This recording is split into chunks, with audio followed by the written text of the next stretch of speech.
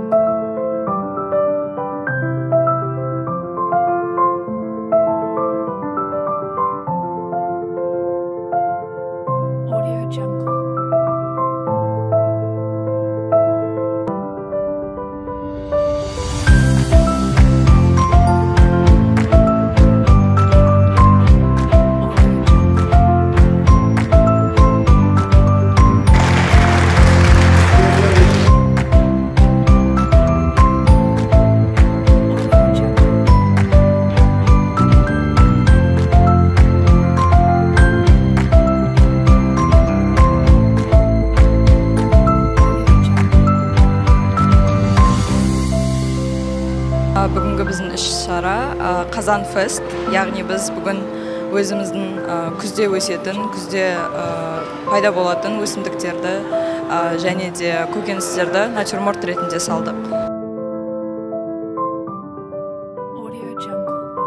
Тәжірибе алатын конкурс болды. Негізінен орын алмасам да, негізі самое главное тәжірибе жинасам деп келгем. Өзімді негізі лайықты деп санаймын, себебі мен әділ еңбек еттім осы жақта сурет салып, но екінші орынға да ризамын.